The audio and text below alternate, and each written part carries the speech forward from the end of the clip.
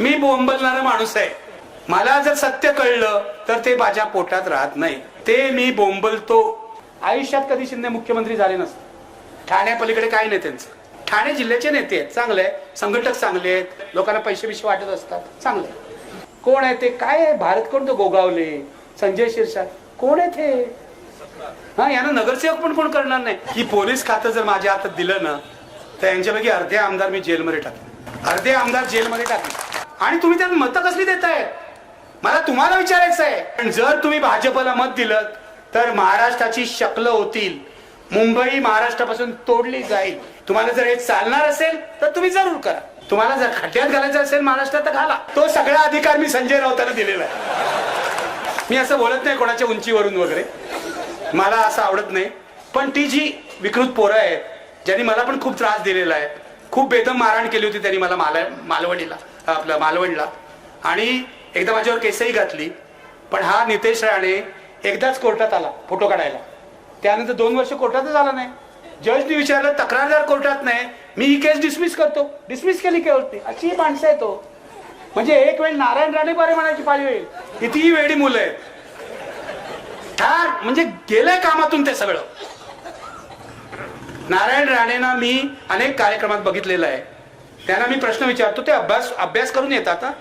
खूप अभ्यास करून येतात. मी परवाच्या माझ्या मुलाखतीत सांगितलं, खूप अभ्यास करून येतात. त्यांनी इंग्रजीचा शिक्षक नेमला, गणिताचा शिक्षक नेमला, अर्थसंकल्पाचा शिक्षक नेमला, भूगोलाचा शिक्षक नेमला. मी आता काय, मला अजिबात हसू नका. हरियाणा गँगचा जो मेंबर असतो त्याला शिक्षणाची गरजच असते ना, असते की नाही? आणि तो सुधारला तर माझा त्याला पाठिंबा आहे. असं काय करता? एक जर हरियाणा गँगचा मेंबर सुधारत असेल तर आपल्याला प्रॉब्लेम काय आहे? उलट मी कौतुक करतो, नारायण राणे अभ्यास करून येतात.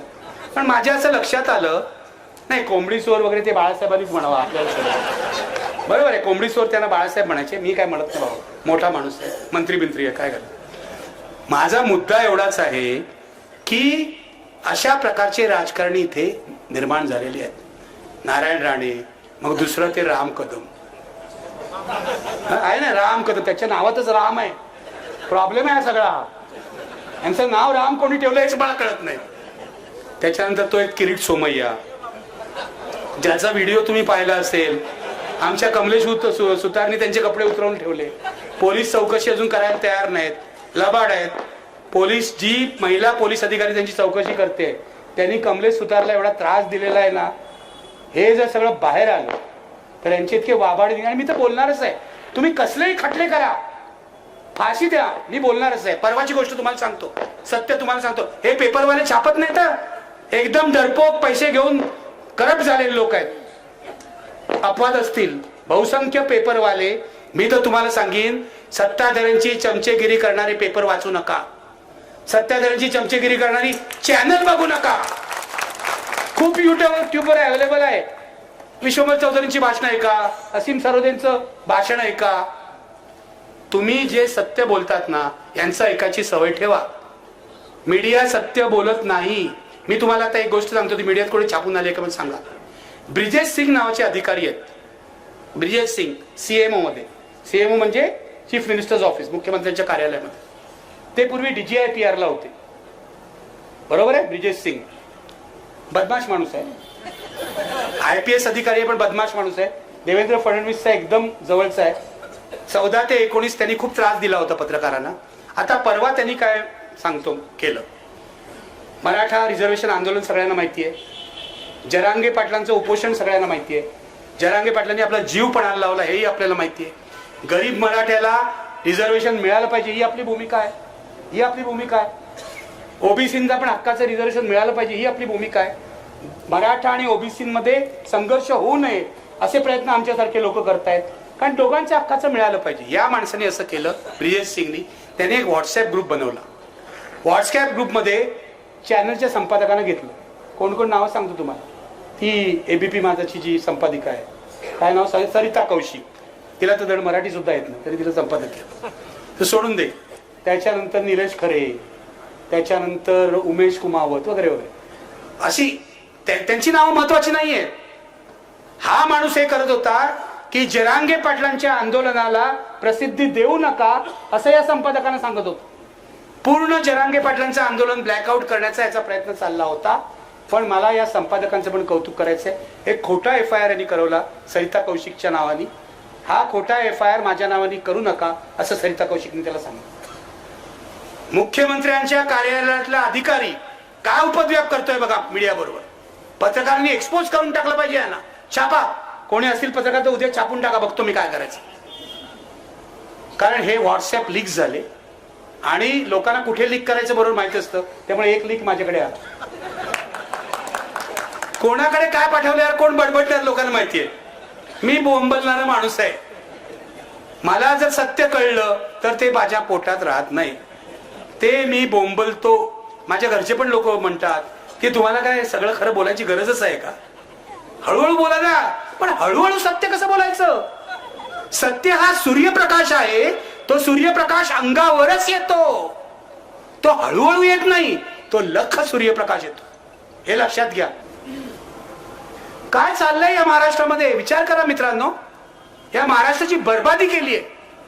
हा संतांचा महाराष्ट्र होता. हा बुद्धिवंतांचा महाराष्ट्र होता. हा विचारवंतांचा महाराष्ट्र होता. गांधीजी म्हणायचे की महाराष्ट्र एक कार्यकर्त्यांचं मोहोळ आहे. यांनी कार्यकर्त्याला खोके देऊन काय केलं त्याचं? प्रत्येक कार्यकर्त्याला कोण ते 40 टोणगे आहेत. टोणगेच म्हणतो मी त्यांना, टोणगे. बाळासाहेब ठाकरेंनी यांना पदराखाली घेतलं नसतं ना, त्यांना कसलीच नोकरी मिळाली नसती. हे 40 टोणगे आहेत. लाज नाही वाटत त्याला शिंदे पासून सगळ्यांना. शिंदेचा उत्कर्ष उद्धव ठाकरेंच्या काळात झालेला आहे. माझे आनंद दिघेंचे चांगले संबंध होते. आनंद दिघे असताना शिंदेचं हे काय होतं मला माहितीये, ज्युनियर कार्यकर्ते होते. आनंद दिघे वारले, अचानक ऍक्सिडेंट झाला वगैरे. आता त्याच्या खोलात मला जायला सांगू नका. पण आनंद दिघे गेले आणि शिंदेचा उत्कर्ष झाला. शिंदेच्या उत्कर्षाला एकच माणूस जबाबदार आहे. त्यांचं नाव आहे उद्धव ठाकरे. उद्धव ठाकरेंनीच त्यांना सगळं दिलेलं आहे. आणि हा माणूस अतिरेकी महत्वाकांक्षेच्या ला बळी पडतो. हा बरोबर आहे, उद्धव ठाकरेंचं एक चुकलं की एका चुकीच्या वेळी त्यांनी त्यांचा अपमान केला. उद्धव ठाकरे अत्यंत चिंताजनक परिस्थितीत आजारी होते कोविडच्या काळात. तुम्हाला माहिती 21 साली असा त्यांना पक्षाघात झालेला होता. त्यांना स्पायनल कॉर्डचा विकार होता की त्यांना सही करता येत नव्हती. एक अत्यंत खतरनाक ऑपरेशन त्यांच्यावर हरकिशनदास हॉस्पिटलमध्ये करण्यात आलं.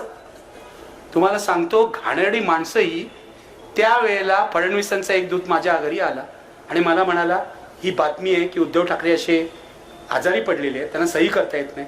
ही बातमी जरा तुम्ही कुठेतरी द्या. बघा किती घाणेरडी माणसं. महाराष्ट्राची संस्कृती आहे, एक माणूस आजारी पडलाय असं नाही लिहित आपण त्याच्याबद्दल. असं नाही लिहित आपण त्याच्याबद्दल.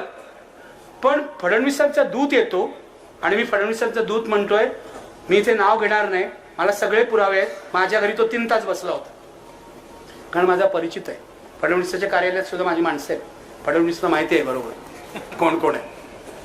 तर उद्धव ठाकरे अशा प्रकारे अतिशय गंभीररित्या आजारी असताना तुम्ही त्यांचा काटा काढायचा प्रयत्न करता.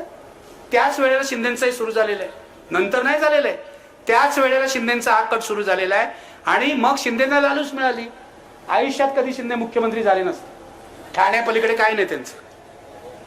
ठाणे जिल्ह्याचे नेते आहेत, चांगले आहेत, संघटक चांगले आहेत, मनाने बरे आहेत, लोकांना पैसे बिशे वाटत असतात, चांगले. हा म्हणजे मदत म्हणून हो. पण मुद्दा असा आहे की हे कधी आयुष्यात मुख्यमंत्री झाले नसते. दगाबाजी केली म्हणून मुख्यमंत्री झाले. आणि उद्धव ठाकरेंनी त्यांच्यावर आंधळा विश्वास टाकला. ही उद्धव ठाकरेंची चूक आहे म्हणून हे 40 टोणगे त्यांच्या बरोबर गेले. दुसरं काही नाही. उद्धव ठाकरेंना दगा दिला. महाराष्ट्रात असं दगाबाजीचं राजकारण फार वेळा घडलेलं नाही आणि इतक्या मोठ्या प्रमाणात घडलेलं नाही. कोट्यवधी रुपयांची खोकी यांना मिळालेली आहे. कोण आहे ते? काय आहे? भारत कोण? तो गोगावले, संजय शिरसाट, कोण आहे ते? हा, यांना नगरसेवक पण कोण करणार नाही. तो अब्दुल सत्तार एक, तो एक भयंकर माणूस आहे. मग मी तुम्हाला सांगतो, माझ्या हातात जर महाराष्ट्राचं पोलीस खातं दिलं ना, देणार नाही कोण. कारण पोलीस खात्याच्या महासंचालकपदी लक्ष्मी शुक्ला बसलेले आहे. या स्वतःच भ्रष्ट आहेत असं माझं मत आहे. गाला म्हणा डिफेमेशन, आपण बघून घेऊ. हे वकील आहे तू माझा.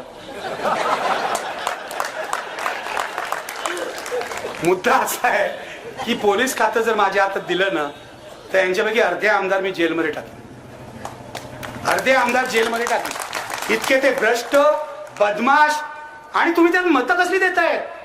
मला तुम्हाला विचारायचं आहे, कोण आहे इकडचा आमदार? कोण आहे? कुठची पार्टी? आता अजितदादांबरोबर गेले. पाडा त्यांना, पाडा.